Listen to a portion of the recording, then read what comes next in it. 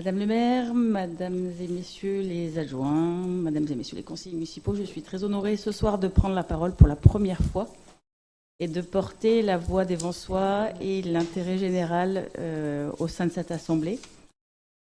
Donc avant d'intervenir sur cette question de fixer les indemnités des élus, je me permets de rappeler les propos de Patrice Mirand lors de votre élection qui informait des finances de la ville, avec une épargne nette de 600 000 euros et une ardoise de 27 millions d'euros à financer sur la totalité de la mandature.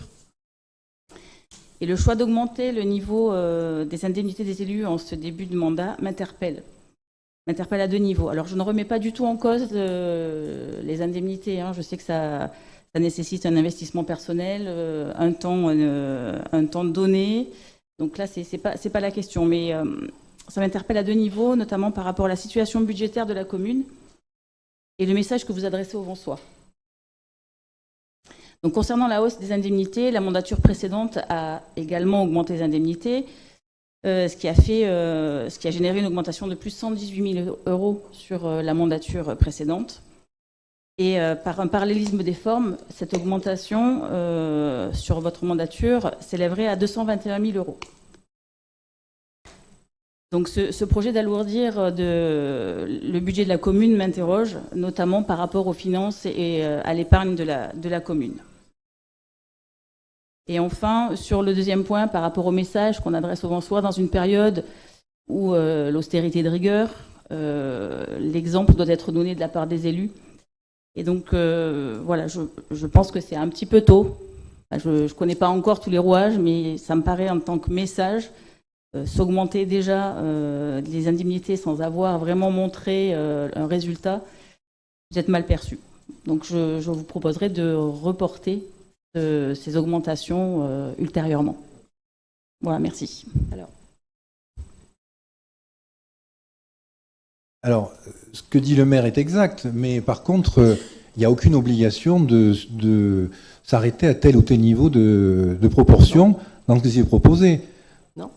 Si, la grille que vous proposez, c'est un choix. C'est pas une obligation de la loi. Bien sûr, c'est vous avez une enveloppe plus importante et dans cette enveloppe, vous choisissez le taux qui est votre choix politique. Mais il ne faut pas dire que c'est une obligation liée au changement de strate. Ah, mais j'ai pas dit que c'était une juste obligation. que J'ai dit que c'était un choix, Madame Morel. Oui, c'est ce que je vous dis. Mais c'est un choix que vous faites.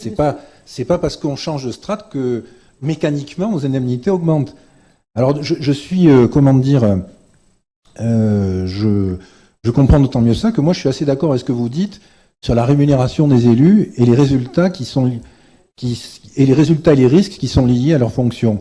Par contre, je pense que là il y a quand même un problème de méthode parce que moi honnêtement je pense que la situation de la commune aujourd'hui nécessite effectivement de faire beaucoup d'économies. Ça ne veut pas dire que je suis pour que les élus renoncent à leurs indemnités, qu'il n'y ait pas de rémunération de votre travail, etc. Mais par contre, je pense que si on veut montrer que tout le monde fait un effort pour aller dans le sens de la rigueur et dans le sens de la bonne gestion des comptes, c'est pas un bon signal qu'on envoie avant même qu'on ait pu discuter, ne serait-ce que le budget supplémentaire ou un quelconque acte budgétaire posé par la commune. Donc je pense que ça vient un peu tôt. Vous avez 3 mois pour fixer cette indemnité. 3, regardez. Hein. Donc 3 mois, et je pense qu'il n'y a aucune obligation urgente de modifier les indemnités tout de suite avant d'avoir démontré quoi que ce soit sur le plan budgétaire. Et concernant les chiffres, non, je confirme ce que dit Nathalie. Hein, c'est pas seulement 20 000 euros sur le mandat. C'est beaucoup plus que ça. Donc c'est une charge budgétaire non négligeable. Mais je vous dis une fois de plus, je ne veux pas poser le problème sur ce niveau. Moi, ça me gêne pas qu'on rémunère bien les gens qui font beaucoup de travail, qui prennent des responsabilités, des risques. Ça, on est d'accord là-dessus. Mais je pense que la méthode, c'est pas la bonne. Je pense qu'il faut montrer que vous voulez aller dans cette direction de la performance publique. On verra ce que vous faites au premier budget supplémentaire qui sera la marque, effectivement, ou pas, des efforts qu'on fait dans cette direction. Et à ce moment-là, effectivement, on met tout sur la table et les indemnités y compris. Mais je pense qu'en termes de méthode, ça vient un peu tôt. Eh bien, monsieur Mirand, moi j'entends